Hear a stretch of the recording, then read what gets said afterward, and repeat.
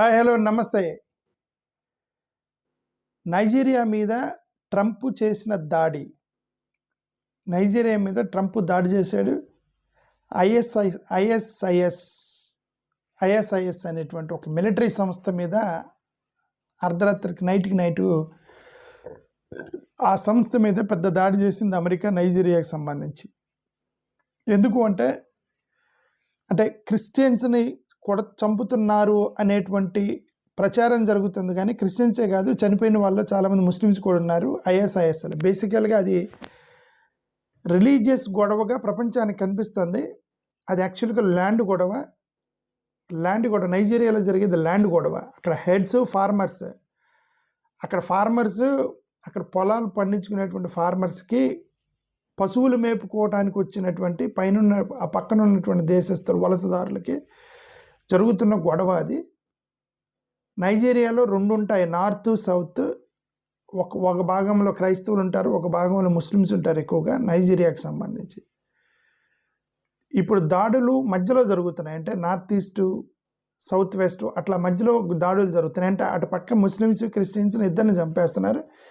చనిపోయిన వాళ్ళ డేటా చూస్తే ముస్లిమ్స్ కూడా భారీగా చనిపోయారు ఈ ఐఎస్ఐఎస్ఐ దాడుల్లో.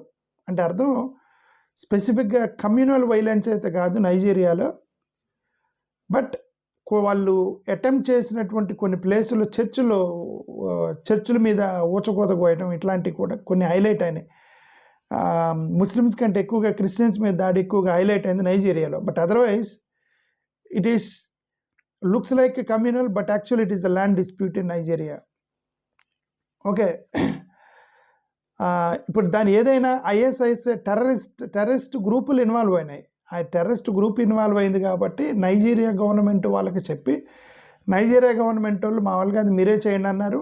అమెరికా వాళ్ళు వీళ్ళ కోఆర్డినేషన్ తోటి రిమోట్గా బాంబులేసి వేల మంది టెర్రరిస్టులను చంపేయమని చెప్తున్నారు. యాక్చువల్గా ఎంతమంది చనిపోయారో తెలియదు, వేల మంది టెర్రరిస్టులను చంపేయమని అమెరికా చెప్తుంది. బట్ నైజీరియా గవర్నమెంట్ కన్ఫర్మ్ చేసింది ఏంటంటే దాడి చేశారు, దానికి మేము సహకరించాము, దాడి అయితే జరిగింది అనేది నైజీరియా గవర్నమెంట్ కన్ఫర్మ్ అయింది. బట్ ఎంతమంది చనిపోయారు అనిపోయేది నైజీరియా చెప్పలేదు. ఓకే, అమెరికా చెప్తుంది వేల మంది చచ్చిపోయారని, టెర్రరిస్టులను చంపేమని. ఓకే, ఇప్పుడు అది జరుగుతుందని ఇప్పుడు మన ఇండియాలో అక్కడ జరిగిందని ఇండియాలో ఒక కొత్త సోషల్ మీడియాలో డిమాండ్ వస్తుంది. అదేంటి, బంగ్లాదేశ్ మీద మోడీ గారు స్ట్రైక్ చేయాలి అట్లాగా అని. ఎందుకంటే బంగ్లాదేశ్లో గతంలో ఒక హిందూ వ్యక్తిని కాల్చేసి చంపేశారు. నిన్న కూడా ఒక అటాక్ జరిగింది, ఒక హిందూ పర్సన్ని మీద అటాక్ జరిగింది, చంపేశారు అతనికి. అంటే ఇప్పుడు రెండో వ్యక్తిని ఇద్దరిని చంపేశారు ఈ యొక్క హిందువులకు సంబంధించి. సో నైజీరియాలో క్రిస్టియన్స్ మీద దాడి జరిగిందని చెప్పి ట్రంప్ ఎలాగైతే దాడి చేశాడో, బంగ్లాదేశ్లో హిందువుల మీద దాడి జరుగుతుంది కాబట్టి మోడీ గారు దాడి చేయాలి బంగ్లాదేశ్ మీద అని ఒక డిమాండ్ అయితే సోషల్ మీడియాలో వస్తుంది.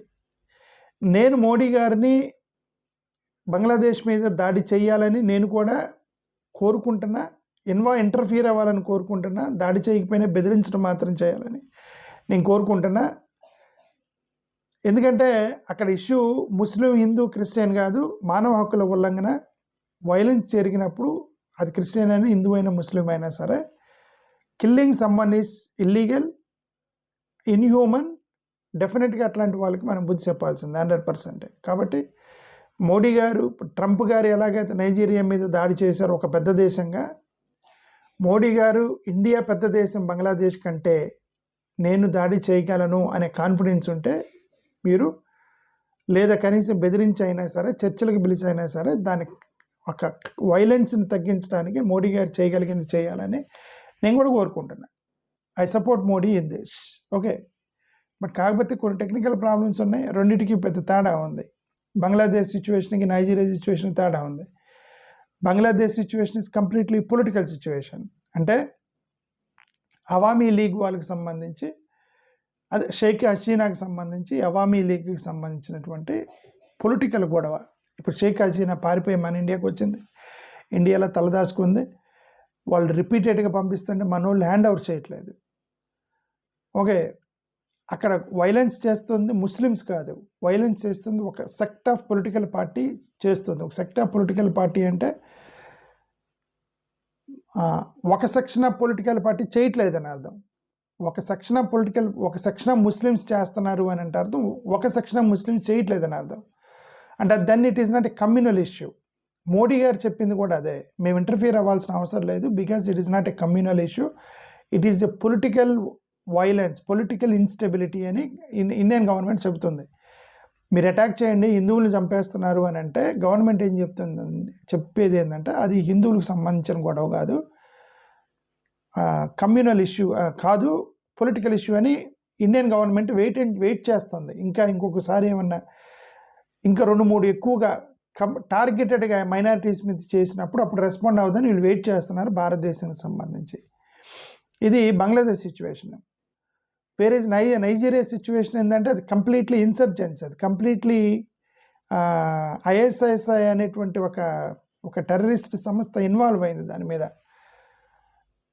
ఎక్స్ట్రీమ్ రూట్లో నుంచి పనిచేస్తున్నటువంటి గొడవ అది. ఇప్పుడు వాళ్ళు ఎవరి మీద దాడి చేస్తున్నారు అని అంటే ఒక దేశం మీద, నైజీరియా దేశం మీద దాడి చేస్తున్నారు. ఎందుకంటే అక్కడ హెడర్ ఫార్మర్స్కి సంబంధించిన ల్యాండ్ ఇష్యూ ఉంది. వాళ్ళలో ఏమన్నారంటే క్రిస్టియన్స్ని చంపేశారు కాబట్టి ట్రంప్ పగ తీర్చుకున్నాడని చెప్పారు. కానీ చనిపోయిన వాళ్ళకి డేటా స్టాటిస్టిక్స్ చూస్తే ముస్లిమ్స్ ఎక్కువ మంది చనిపోయారు క్రిస్టియన్స్ కంటే. ఈ ఐఎస్ఐఎస్ సంబంధించిన టెర్రరిస్ట్ అటాక్స్లో రీసెంట్గా జరిగిన వైలెన్స్లో క్రిస్టియన్స్ చనిపోయారు. బట్ వాళ్ళు 1980 నుంచి కొట్లాడుతున్నారు ఈ ఐఎస్ఐఎస్ నైజీరియాతోటి. అప్పటి నుంచి డేటా తీసుకుంటే ముస్లిమ్స్ ఎక్కువ మంది చనిపోయారు, క్రిస్టియన్స్ కాదు నైజీరియాలో. సో అంటే అది ఐఎస్ఐఎస్ వర్సెస్ నైజీరియా గవర్నమెంట్కి జరుగుతున్న ఇన్సర్జెన్సీ. ఆఫ్ఘనిస్తాన్ మీద తాలిబాన్ వాళ్ళు ఎలా దాడి చేస్తారు? ఆఫ్ఘనిస్తాన్ ముస్లిం కంట్రీ, తాలిబాన్ ఎలాగ దాడి చేసింది ఒక ముస్లిం కంట్రీ మీద? వీళ్ళు ముస్లిమ్సే, వాళ్ళు ముస్లిమ్సే. అలాగే నైజీరియాలో కూడా ఇన్సర్జెన్సీ యొక్క సంబంధించినటువంటి గొడవ రన్ అవుతుంది, ఈవెన్ దో బయటికి అది క్రిస్టియన్ గొడవలా కనిపిస్తున్నప్పటికీ. ఓకే, సో ఈ రెండింటికి ఆ తేడా ఉంది. వేరే ఇక్కడ బంగ్లాదేశ్లో ప్రైమరీగా హిందూస్ క్రిస్టియన్స్ ఎఫెక్ట్ అవుతున్నారు, ఎందుకంటే బంగ్లాదేశ్లో మైనారిటీస్ వాళ్ళు.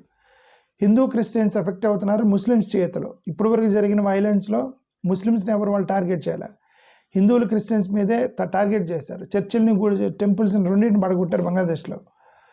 ఓకే, హిందూస్ ఒక 8% పాపులేషన్ ఉంది అక్కడ, ఎంతో జస్ట్ ఒక 8%. క్రిస్టియన్స్ ఇంకా చాలా తక్కువ మంది ఉండవచ్చు. వాళ్ళు మెజారిటీ ఉన్నారు కాబట్టి మైనారిటీ మీద దాడి చేస్తున్నారు వాళ్ళు. అది బంగ్లాదేశ్ సిచ్యువేషన్. బట్ వేరే ఇక్కడ సిచ్యువేషన్ ఏంటంటే నార్త్ సెంట్రల్ రీజియన్స్ అని 2 ఉంటాయి. నార్త్లో ముస్లిమ్స్ ఉంటారు, నార్త్ నైజీరియాలో ముస్లిమ్స్ ఉంటారు, సౌత్ నైజీరియాలో క్రిస్టియన్స్ ఉంటారు. బట్ ఇప్పుడు వాళ్ళు అటాక్ చేస్తుంది నార్త్ సెంట్రల్ రీజియన్ మీద అటాక్ చేస్తున్నారు. బట్ నార్త్లో ఉండేది ముస్లిమ్స్, ఎక్కువగా దాడి చేస్తుంది నార్త్ రీజియన్, సెంట్రల్ రీజియన్లో దాడి చేస్తున్నారు. అక్కడ ఉంది ఎక్కువగా ముస్లిమ్స్ కాబట్టి ఎక్కువగా చనిపోయిన వాళ్ళ ముస్లిమ్స్ ఉన్నారు ఎక్కువ మంది క్రిస్టియన్స్తో పోల్చుకుంటే. నైజీరియా సిచ్యువేషన్, క్రిస్టియన్స్ ఎక్కువ సౌత్లో ఉన్నారు, అక్కడ దాడి చేయట్లేదు సౌత్లో. సో అది సిచ్యువేషన్ అది. ఓకే, బట్ ట్రంప్ అటాక్ చేశాడు కాబట్టి క్రిస్టియన్స్ కోసం అటాక్ చేశాడు అని చెప్తున్నారు అని అనుకుంటున్నారు అంతా. ట్రంప్ చెప్పాడు ఇది కమ్యూనల్ ఇష్యూ కాదు, టెర్రరిజం అనే దాని మీద నేను దాడి చేశానని ట్రంప్ చెప్తున్నాడు. ఓకే, బట్ ఇది బంగ్లాదేశ్కి సంబంధించి రీసెంట్గా వచ్చినటువంటి గొడవ, 2024-2025లో వచ్చిన గొడవ. 2024-25లో గొడవలేసింది బంగ్లాదేశ్కి సంబంధించి. హసీనా మీద తిరగబట్టడం, వాళ్ళు రిజర్వేషన్ స్కీమ్ పెట్టడం, వాళ్ళు గొడవ చేయటం, ఈమె పారిపోయి ఇండియాకి రావటం, ఆ తర్వాత వాళ్ళు కొత్త గవర్నమెంట్ ఫామ్ చేయటం, ఇవంతా కూడా రీసెంట్ 24-25లో జరిగింది ఇదంతా. బట్ వేరేజ్ ఇది నైజీరియాకి సంబంధించి 1980 నుంచి గొడవ ఉంది. 1980 నుంచి బోకో హరామ్ అనే వాళ్ళు 2009 ఎక్కువగా, 1980 నుంచి స్లోగా చేసుకుంటూ 2009 నుంచి దాడి ఎక్కువగా పెంచారు. వాళ్ళు చాలామందిని చంపేశారు, కిడ్నాప్ చేశారు, బాంబులు వేశారు, విపరీతంగా టెర్రరిజం అది. ఏది నైజీరియాకి సంబంధించి బంగ్లాదేశ్ టెర్రరిజం కాదు, it's political instability and political conflict in Bangladesh. Okay, ఇప్పుడు మన బంగ్లాదేశ్కి సంబంధించి మన గవర్నమెంట్ చెప్తుంది ఏంటంటే అది వైలెన్స్ని ఖండిస్తున్నాము, కానీ కమ్యూనల్ కాదు అది. కాబట్టి ఇండియన్ కాన్వాయ్, ఇండియాకి సంబంధించినటువంటి వాళ్ళని కొద్దిగా ఆ సెక్యూరిటీ అవన్నీ పెంచమని చెప్పింది గవర్నమెంట్. బట్ వేరే నైజీరియన్ గవర్నమెంట్ అమెరికా హెల్ప్ కోరింది, తట్టుకోలేక 1980 నుంచి వాళ్ళు దాడి చేస్తున్నారని వీళ్ళు అమెరికా హెల్ప్ కోరితే అమెరికా వీళ్ళు కలిపి మాట్లాడుకొని ఒక నిర్ణయానికి వచ్చి ఇద్దరు కలిసి జాయింట్ ఆపరేషన్తో ఐఎస్ఐఎస్ఐని లేపారు. ఓకే, దానికి చాలా తేడా ఉంది బంగ్లాదేశ్కి నైజీరియాకి. ఓకే, ఇంటర్నేషనల్ ఇన్వాల్వ్మెంట్కి వస్తే ప్రస్తుతానికి ఇండియాకి అంత అవసరం లేదు, ఎందుకంటే పక్కన జరుగుతున్నటువంటి ఒక చిన్న గొడవ, దానికి ఇండియా వాళ్ళ వేరే దేశాల యొక్క హెల్ప్ తీసుకోవాల్సిన అవసరం గవర్నమెంట్కి లేదు. అది కూడా మన దగ్గర ఇట్లా బంగ్లాదేశ్లో జరుగుతుంది. బట్ వేరే నైజీరియా వాళ్ళు అమెరికా హెల్ప్ కోరారు, మేము హ్యాండిల్ చేయలేకపోతున్నాము, మీరు ఇన్వాల్వ్ అవ్వండి అని అంటే అప్పుడు ఇన్వాల్వ్ అయింది. మోరోవర్ మన భారతదేశంలో జియోగ్రఫికల్గా సావరెనిటీకి సంబంధించిన ఇష్యూస్ వస్తాయి. ఇప్పుడు అమెరికా బంగ్లాదేశ్ మీద దాడి చేస్తే 4000 కిలోమీటర్లు బార్డర్ ఉంది, 4000 కిలోమీటర్స్ బార్డర్ ఉంది ఇండియాకి బంగ్లాదేశ్కి. మరి 4000 కిలోమీటర్లు అంటే అది ఫుల్ ఫ్లెడ్జ్డ్ వార్గా తయారయ్యే అవకాశం ఉంటుంది బంగ్లాదేశ్ తోటి. బంగ్లాదేశ్తో యుద్ధం చేస్తే బంగ్లాదేశ్ ఒక్కదాంతో పోదు, చాలా ప్రాబ్లమ్స్ వస్తాయి, రెఫ్యూజీ ప్రాబ్లమ్స్ వస్తాయి. బంగ్లాదేశ్లో యుద్ధం జరిగినప్పుడు వాళ్ళ మొత్తం మన ఇండియాకి వచ్చేస్తారు. యుద్ధంలో ప్రాణాప్రాయం ఉన్నప్పుడు వాళ్ళు పక్క దేశాలకి పారిపోతారు. ఓకే, మన దేశంలోకి ఎక్కువగా అప్పుడు వలసలు ఎక్కువ వచ్చేస్తాయి, బంగ్లాదేశ్ మీద దాడి చేస్తాయి. ఓకే, మోరోవర్ బంగ్లాదేశ్ మీద దాడి చేస్తే పక్కనున్న చైనా ఇంటర్ఫియర్ అయింది, పాకిస్తాన్ ఇంటర్ఫియర్ అయింది. చైనా పాకిస్తాన్ ఇంటర్ఫియర్ అయిందంటే అవతల రష్యా కూడా ఇష్యూ అయిపోయింది, ముస్లిం కంట్రీస్ ఏకమవుతాయి, అది పెద్ద వారికి దారి తీస్తుంది. బంగ్లాదేశ్ ఒక చిన్న పిల్లోడు కదా నువ్వు కొట్టకూడదు, ఎందుకంటే అటు చుట్టుపక్కల చాలామంది బంధువులు ఉంటారు, నీ కంటికి చూపిస్తాడు ఒక పిల్లోడు కదా వాడు తొడజరుస్తున్నాడు, జుట్టు పట్టుకొని బీకంటారా పిల్లోడు నువ్వు అనుకుంటే అది పొరపాటు, ఎందుకంటే వాడికి అన్న తమ్ముడు పిల్లలు పెద్దలు చాలామంది బంధువులు ఉంటారు. అలాగే బంగ్లాదేశ్ చిన్నగా కనిపించవచ్చు మనకి, పక్కన ఉంటున్న ముస్లిం కంట్రీస్ చైనా ఇవన్నీ కూడా బంధువులు ఉంటారు వాళ్ళకి. So it turns as a big war and it loss to the Indian government. Okay, but ఎలాగైనా బట్ వాళ్ళు చేసేది పొరపాటు, ఇది మైనారిటీ మీద దాడి చేయడం పొరపాటు బంగ్లాదేశ్కి సంబంధించి. దాన్ని వేరే రూట్లో మోడీ గారు డీల్ చేయాలి, అలానే డీల్ చేస్తున్నారు. ఇప్పుడు ప్రస్తుతంగా మోడీ గారు is doing that same thing. But వీళ్ళు ఏమన్నారంటే ట్రంప్ కొట్టాడు కాబట్టి నైజీరియాని మీరు కూడా బంగ్లాదేశ్ని కొట్టండి అంటున్నారు ఇప్పుడు సోషల్ మీడియాలో. అది అంత ఈజీ కాదు అంటున్నా, కష్టమేం కాదు. మరి అలాగే ఈజీ కాదని అలానే కష్టమేం కాదు, ఇండియా అనుకుంటే కొట్టేయచ్చు, అది సంగతి. అప్పుడు ఇందిరాగాంధీ కొట్టింది, ఇప్పుడు ఈయన కొట్టలేడా? ఈయన ఆల్రెడీ అంటున్నాడు కదా, నేను ఇందిరాగాంధీ లాంటి ఇందిరాగాంధీ ఏముంది, నేనే గ్రేట్ లీడర్ని అంటున్నాడు మోడీ గారు. కొట్ట చూపించమానండి మరి ఇప్పుడు.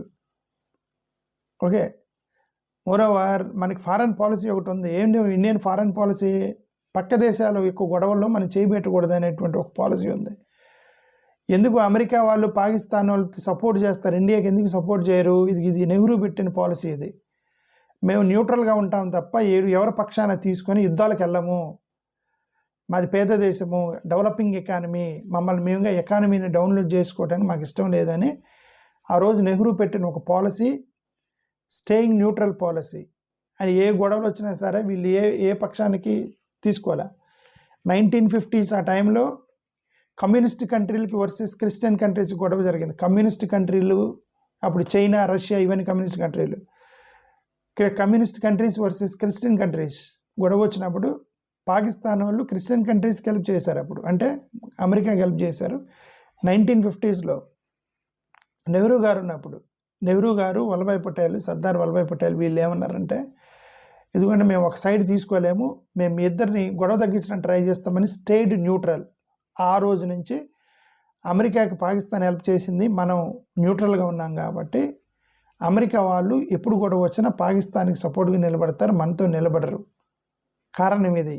ఓకే, కాబట్టి మనకు ఒక పాలసీ ఉంది, స్టేయింగ్ న్యూట్రల్ అనే పాలసీ. అంత త్వరగా వెళ్ళి యుద్ధానికి వెళ్ళకూడదు అనేటువంటి పాలసీ ఉంది. ఇక పాకిస్తాన్ వాళ్ళు అంటే వాడు వచ్చి మన మీద దాడి చేశారు కాబట్టి మన వాళ్ళు దాడులు చేస్తున్నారు. Otherwise the stay away from wars and all policy ప్రకారం. మిలిటరీ కెపాసిటీస్ అండ్ రిస్క్ కూడా చూసుకోవాలి. ఎందుకంటే మనం ఏదో ఒక 2-3 వ్యక్తుల్ని అక్కడ చంపేశారని చెప్పేసి మన యొక్క వెపన్స్ని, మన సైకలాజికల్ టాక్టిక్స్, డిప్లొమసీ, వార్ యొక్క సీక్రెట్స్ మొత్తం, యుద్ధం జరిగితే వార్ సీక్రెట్స్ బయటకు వస్తాయి కదా. సో ఒక చిన్న ఇష్యూ మీద ఇంత పెద్ద వార్ అవసరం ఉండదని నా ఉద్దేశం. మోరోవర్ ఇంటర్నేషనల్ నామ్స్, యుఎన్ వీళ్ళందరూ చెప్తుంటారు కదా, మీకెందుకు వాళ్ళిద్దరు కొట్టుకుంటే, వాళ్ళ దేశం వాళ్ళకి ఇంటర్నల్ కాన్ఫ్లిక్ట్, నీకెందుకు అది అని వీళ్ళన్నీ ఇంటర్ఫియర్ అవుతాయి. ఓకే, ఇవన్నీ నాకు అవసరం లేదండి. నేను కొడతానంటే కొట్టేయాలి. మోడీ గారు నేను బంగ్లాదేశ్ని కొడతానంటే ట్రంప్ ఎలా నైజీరియాని కొట్టి చూపించమనండి. అది సంగతి. Thank you. నమస్కారం.